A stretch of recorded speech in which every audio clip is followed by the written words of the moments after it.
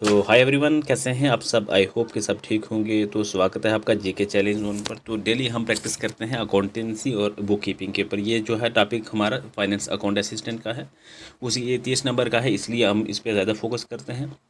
हालांकि जो है जनरल नॉलेज भी 30 नंबर की है, तो फिलहाल उसके ऊपर जो है वो मिल जाते हैं, लेकिन यहाँ पर थोड़ा प्रैक्टिस ज़्यादा मजबूत हो जाएगी हम अगर करेंगे तो। बाकी डिटेल में यहाँ पर मैंने लिख दिया कि कौन से टाइप के क्वेश्चन रहेंगे। मैक्सिमम हमारे जो स्टेटमेंट बेस ही रहेंगे 80%, और 20% तक जो है मैच दी फॉलोइंग हम जो है वो करेंगे। बाकी स्टेटमेंट ही रहने वाली हैं कुल मिला के। ठीक है, तो कुछ शुरू करते हैं, टाइम आपका ज़ाया नहीं करेंगे।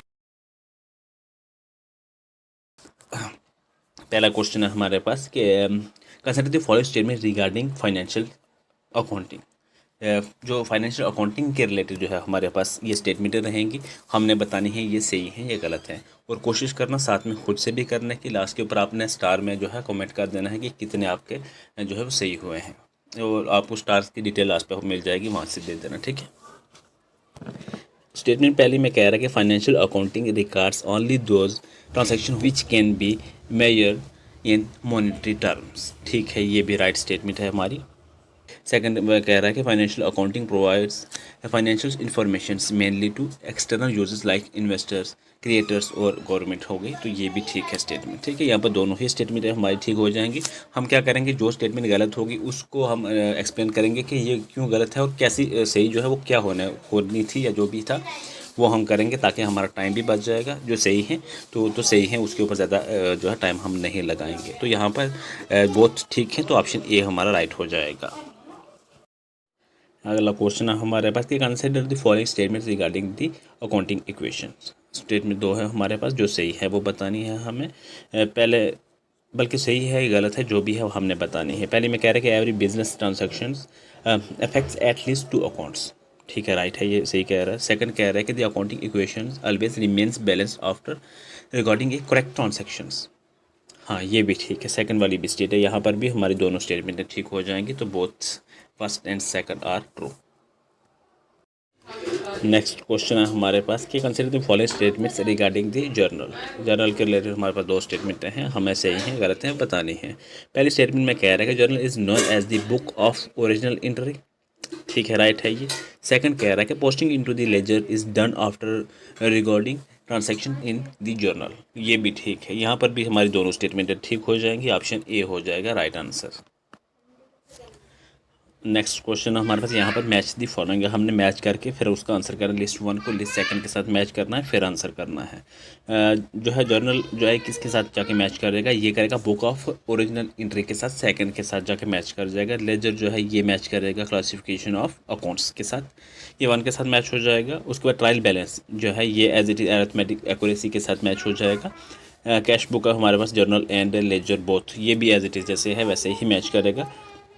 तो कौन सा आंसर हमारे पास बनेगा, जगह सिर्फ पहले और ए और बी ने ही बदल दिया, तो ये बनेगा 2 1 3 4। ऑप्शन सी हो जाएगा क्वेश्चन नंबर 4 का राइट आंसर। तो अगला क्वेश्चन है हमारे पास स्टेटमेंट बेस्ड क्वेश्चन रहेगा कि consider the following statements regarding the trial balance. Trial balance के रिगार्डिंग हमारे पास दो स्टेटमेंट है, हमने बतानी है सही है या गलत है, उनके इस पर हमने बताना है। पहले में कह रहे हैं कि agreement of trial balance proves that all accounting errors have been detected. गलत स्टेटमेंट है ये, क्योंकि इसके रिलेटेड हमने काफ़ी पहले भी प्रैक्टिस कर चुके हैं। ये जो गलत है, क्योंकि ट्रायल बैलेंस एग्री होने के बाद भी error of principle, error of omission और कंपनसेटिंग जो है एरर रह जाते हैं इसमें, या रह सकते हैं आप कह सकते हैं, तो ये गलत है। ठीक है, और सेकंड वाली स्टेटमेंट में कह रहा है कि error of principle do not affect the agreement of the trial balance. हाँ, ये ठीक है, सेकंड वाला ठीक है। तो फर्स्ट गलत है। आंसर हमारा किस तरीके से आएगा कि first statement is false but second is true. Option जो है हमारा सी यहाँ पे बन जाएगा क्वेश्चन नंबर 5 का राइट आंसर। तो अगला क्वेश्चन है हमारे पास वोचर अप्रोच के ऊपर, हमारा ये स्टेटमेंटें रहेंगी, मैक्सिमम स्टेटमेंटें ही हैं मिलेंगी आपको। तो स्टेटमेंट में क्या रहा है, क्या consider following statement regarding accounting vouchers के ऊपर स्टेटमेंट है दो। क्या कह रहा है पहले स्टेटमेंट में कि every accounting vouchers must content documentary evidence supporting the transaction. ठीक है, ये राइट स्टेटमेंट है पहली। सेकंड कह रहा है कि a voucher can be prepaid even if no financial transaction has taken place गलत हो जाएगा, क्योंकि वोचर अकाउंटिंग का बेसिक प्रिंसिपल है कि हर फाइनेंशियल ट्रांजैक्शन के स्पोर्ट्स में जो है डॉक्यूमेंट्री जो एविडेंस होना ज़रूरी है, जैसे हो गया इनवाइस या बिल या फिर रिसिप्ट वगैरह कुछ ना कुछ होना ज़रूरी है एविडेंस के तौर पर, है ना, होना चाहिए। अगर जो है फाइनेंशियल ट्रांजैक्शन ही नहीं है तो अकाउंटिंग वोचर प्रिपेयर नहीं किया जा सकता, ठीक है। तो ये सेकंड स्टेटमेंट हमारी गलत हो जाएगी, फर्स्ट ठीक है। तो आंसर हमारा हम इस तरीके से करेंगे कि statement first is true but statement second is false. तो ऑप्शन बी हो जाएगा हमारा राइट आंसर। तो अगला क्वेश्चन है हमारे पास financial statements consider the following statement. Financial statement है हमारे पास, तो हमने बतानी है।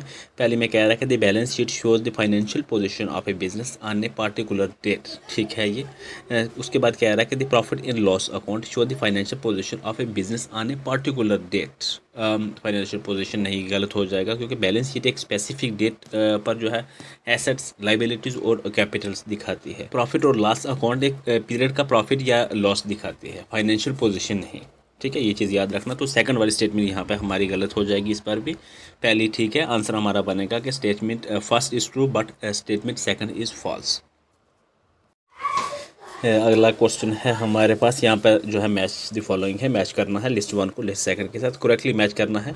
तो उस हिसाब से कॉस्ट अकाउंटिंग है यहाँ पे, तो उसी मैच करके नीचे कोडिंग में आंसर करना है। क्या है यहाँ पे, पहला हो जाएगा फिक्स कॉस्ट जो है ये remains constant with relevant range के साथ मैच हो जाएगा, ये सेकंड के साथ होगा।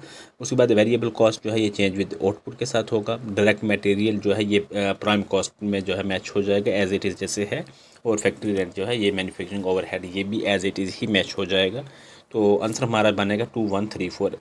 तो ऑप्शन ए में जो है इसका आंसर मिल जाएगा हमें, ऑप्शन ए। तो अगला क्वेश्चन है हमारे पास कि कंसिडर द फॉलोइंग स्टेटमेंट। ये बजटरी कंट्रोल के ऊपर जो है ये स्टेटमेंटें रहेंगी। पहले स्टेटमेंट में कह रहे हैं कि budgetary controls compares actual performance with budgeted performance, ठीक है ये। सेकंड कह रहे हैं कि budgetary control helps management in taking corrective action, हाँ ये भी ठीक है। यहाँ पर दोनों ही स्टेटमेंटें हमारे ठीक हो जाएंगी, तो बोथ स्टेटमेंट्स और ट्रू हो जाएगा, ऑप्शन ए।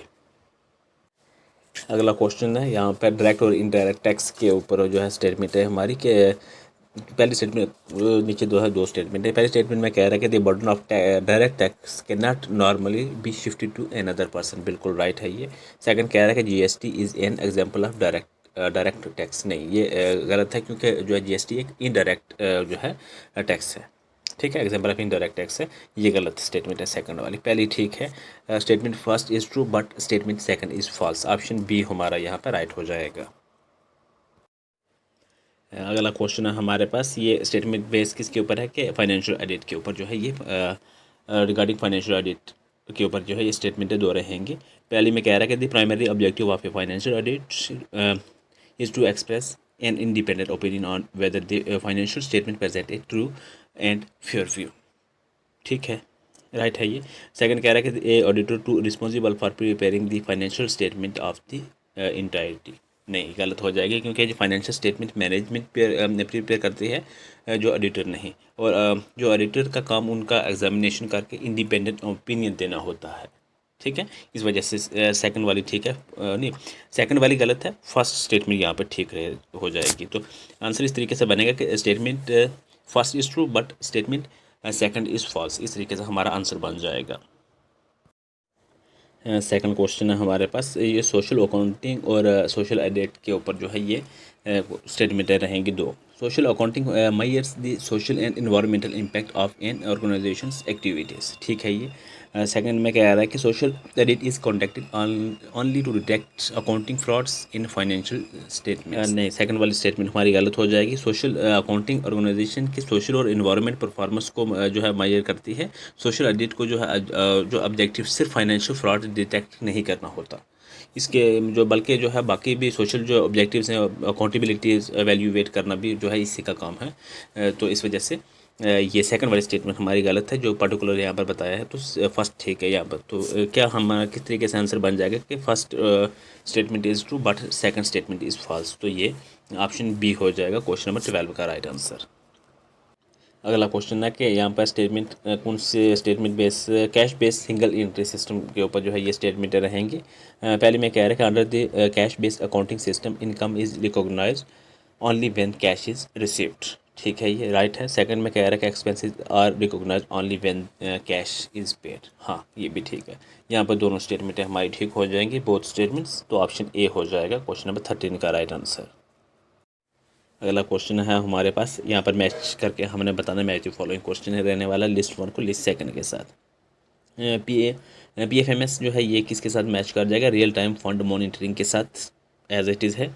DBT जो है ये डायरेक्ट ट्रांसफ़र ऑफ बेनिफिट्स के साथ मैच कर जाएगा। CPSMS तो ये जो है अर्ली नेम ऑफ PFMS के साथ मैच करेगा एज इट इज़। और controller general of accounts implementing authority के साथ मैच करेगा। ये जैसे हैं ऐसे ही ठीक दिए गए हैं, यहाँ पर ठीक ही मैच कर रहे हैं। तो ऑप्शन ए जो है इसका राइट हो जाएगा, एज इट इज़ ही रहेंगे ये। तो अगला क्वेश्चन है हमारे पास कि इंडियन फाइनेंशियल मैनेजमेंट सिस्टम के ऊपर जो है ये IFMS के ऊपर जो है हमारा ये स्टेटमेंटें रहेंगी। 2 स्टेटमेंटें हैं, हमने बतानी है सही है या गलत है। पहले में कह रहा है कि the Indian financial management system aims to improve transparency and accountabilities in public financial management. ठीक है, ये राइट स्टेटमेंट है। सेकंड कह रहा है कि public financial management system is one of the important digital tools use for achieving the objective. हाँ, ये भी सही है, दोनों ही यहाँ पे ठीक रहने वाली हैं। तो ऑप्शन ए हो जाएगा क्वेश्चन नंबर 15 का राइट आंसर। तो अगला क्वेश्चन है हमारे पास, ये पार्टनरशिप अकाउंट बेसिक पार्टनरशिप जो है, बल्कि स्टेटमेंट बेस है जो है पार्टनरशिप अकाउंट्स के ऊपर है। तो क्या स्टेटमेंट है यहाँ पर कि in the absence of the partnership deed partners and entitle to share profits equally. हाँ, ये ठीक है। सेकंड में कह रहा है कि in the absence of a partnership deed interest on partners capital is allowed at 6% per annum. नहीं, गलत हो जाएगा, क्योंकि इंडियन पार्टनरशिप एक्ट 1932 के अकॉर्डिंग अगर पार्टनरशिप डीड नहीं है तो प्रॉफिट जो है इक्वली शेयर्स होते हैं, लेकिन interest on Capitals automatically allow नहीं होता। ये चीज़ याद रखना। सेकंड वाली स्टेटमेंट हमारी गलत है, पहली ठीक है। आंसर इस तरीके से करेंगे कि statement first is true but statement second is false. तो अगला क्वेश्चन है हमारे पास कि consider the following statements regarding the ledger. Ledger के रिलेटेड हमारे पास 2 स्टेटमेंट हैं, हमने बतानी है सही है गलत है। Ledger is known as the principal book of accounts. ठीक है, राइट है। सेकंड कह रहा है कि posting to the ledger is made directly from source documents. नहीं, गलत हो जाएगा, क्योंकि लेजर को प्रिंसिपल बुक कहा जाता है, लेकिन पोस्टिंग नॉर्मली जो है जर्नल या सब्सिडी बुक से लेजर में होती है, डायरेक्टली सोर्स डॉक्यूमेंट से नहीं। ये गलत हो जाएगा। ठीक है, सेकंड वाली गलत है, पहले ठीक है। यहाँ पर होगा कि statement first is true but statement second is false. Option B जो है राइट हो जाएगा। तो अगला क्वेश्चन है हमारे पास, यहाँ पर मैच करके हमने बताना है फाइनेंशियल मैनेजमेंट के रिलेटेड। हमारे पास मैच जो फॉलोइंग यहाँ पर है। क्या कह रहा है कि लिक्विडिटी जो है ये किसके साथ मैच करेगी? Ability to meet short terms obligation के साथ करेगी। ए जो है 1 के साथ मैच करेगा। उसके बाद सॉल्वेंसी जो है ये ability to meet long term obligations के साथ मैच करेगा, ये भी एज इट इज़ करेगा। उसके बाद प्रॉफिटेबिलिटी जो है ये अर्निंग कैपेसिटी के साथ मैच करेगा, ये एज इट इज़ ही है। और डी भी एज इट इज़ ही होगा, क्योंकि और कोई ऑप्शन है नहीं है। वर्किंग कैपिटल जो है करंट एसेट्स करंट लाइबिलिटीज़ के साथ मैच करेगा, ये जैसे हैं एज इट इज़ ही ठीक है। फर्स्ट A1 के साथ B2 3 4 जो है, तो ऑप्शन ए हो जाएगा क्वेश्चन नंबर 18 का राइट आंसर। अगला क्वेश्चन है हमारे पास कॉस्ट मैनेजमेंट के ऊपर जो है स्टेटमेंट है 2 हमारे पास। क्या कह रहा है कि budgetary control is a tool of cost management. ठीक है, ये सेकंड कह रहा है कि cost management is concern only with reducing cost and not with improving efficiency. गलत है ये। देखिए, बजटरी कंट्रोल कॉस्ट मैनेजमेंट का इंपॉर्टेंट टूल है, जो कि कॉस्ट मैनेजमेंट का जो ऑब्जेक्टिव सिर्फ कॉस्ट कट करना नहीं, बल्कि जो है एफिशिएंसी इंप्रूव करना और रिसोर्स का जो है ऑप्टिमम यूज़ भी है। ठीक है, तो ये महदूद नहीं है, इस वजह से ये गलत है सेकंड वाली स्टेटमेंट। तो आएगा कि statement first is true but statement second is false. तो अगला क्वेश्चन है हमारे पास, ये कौन सा स्टेटमेंट जो है किसके ऊपर बेस्ड है? डेवलपमेंट्स एंड अकाउंटिंग के ऊपर जो है ये बेस्ड है। यहाँ पर क्या कह रहा है कि computerise accounting system improve the speed and accuracy of accounting records. ठीक है, ये राइट है। सेकंड कह रहा है कि computerise accounting completely eliminated the need for internal controls. नहीं, गलत हो जाएगा, क्योंकि जो कंप्यूटराइज अकाउंटिंग की स्पीड और एक्यूरेसी बढ़ती है ये ठीक है, लेकिन इस्तेमाल कंट्रोल्स की जो है ज़रूरत ख़त्म नहीं होती है। इसी के साथ जो है अगर होती है तो उसके मतलब स्पीड जो है ये एक्यूरेसी बढ़ती है, उसके साथ जो है इसके कंट्रोल्स की ज़रूरत ख़त्म नहीं होती। अनऑथराइज्ड एक्सेस हो गया या डाटा सिक्योरिटी और फ्रॉड्स प्रिवेंशन के लिए कंट्रोल्स और भी जो है इंपॉर्टेंट हो जाता है। ठीक है, तो ये सेकंड वाला गलत है, फर्स्ट ठीक है। तो ऑप्शन बी हमारा राइट हो जाएगा, statement first is true but statement second is false. तो नेक्स्ट क्वेश्चन है हमारे पास, consider the following statements regarding financial statements. Financial statements के ऊपर हमारे पास ये स्टेटमेंट रहेंगी कि closing stock appears in the balance sheet as a current asset. ठीक है, ये राइट स्टेटमेंट है। सेकंड कह रहा है closing stock is credit to the trading accounts is ascertains gross profit. ये भी स्टेटमेंट ठीक है, यहाँ पर दोनों ही स्टेटमेंट हमारी ठीक हो जाएंगी, तो ऑप्शन ए हमारा राइट बन जाएगा। तो अगला क्वेश्चन है हमारे पास कि कंसिडर ट्रायल बैलेंस एरर्स के ऊपर हमारे पास जो है ये स्टेटमेंट रहेंगी दो। कह रहा है कि an error of complete omission does not affect the agreement of the trial balance. ठीक है, ये सही कह रहा है। सेकंड में कह रही है कि posting an account to the wrong account but on the correct side always affects the agreement of the trial balance. गलत स्टेटमेंट है ये, क्योंकि अगर ट्रांजैक्शन पूरी तरह ओमिट होता है कि लीव है ना, तो लीव हो जाए तो डेबिट और क्रेडिट दोनों रिकॉर्ड्स नहीं होंगे, इसलिए ट्रायल बैलेंस फिर भी एग्री कर सकता है, लेकिन रॉन्ग अकाउंट पर करेक्ट साइड और करेक्ट अमाउंट से पोस्टिंग ट्रायल बैलेंस को अफेक्ट नहीं करती। ये चीज़ याद रखना। तो ये सेकंड जो है स्टेटमेंट गलत है, फर्स्ट ठीक है। ऑप्शन बी हमारा राइट हो जाएगा जो है क्वेश्चन नंबर 22 का। अगला क्वेश्चन हमारे पास कि टैक्सेशन के ऊपर हमारे पास ये स्टेटमेंट रहेंगी, लिस्ट वन और लिस्ट सेकंड को मैच करके हमने बताना है। इनकम टैक्स जो है डायरेक्ट टैक्स है, जीएसटी जो है इनडायरेक्ट टैक्स है, एज इट इज़ जैसे है। एक्चुअली मुझे लगता है ये क्वेश्चन स्टेटमेंट आप डाउन करना याद नहीं रही, तो एज इट इज़ जैसे है वैसे ही रखी हुई है। कस्टम ड्यूटीज़ जो है वो इम्पोर्ट एंड एक्सपोर्ट है, टीडीएस जो है टैक्स डिटेक्शन एट सोर्स, ये जैसे हैं वैसे ही हैं, वैसे ही करेक्ट है। तो ऑप्शन हमारा ए हो जाएगा क्वेश्चन नंबर 23 का। अगला क्वेश्चन है हमारे पास के कंसिडर द फॉलोइंग स्टेटमेंट। ये कॉस्ट अकाउंटिंग के ऊपर हमारे पास स्टेटमेंट बेस क्वेश्चन रहेगा ये। देखिए जो प्राइम कॉस्ट स्टेटमेंट पहले है, प्राइम कॉस्ट का जो फार्मूला है वो क्या है कि direct material plus direct labour plus direct expenses. ठीक है, ये फार्मूला ठीक है जो कॉस्ट प्राइम कॉस्ट का है, ये राइट है।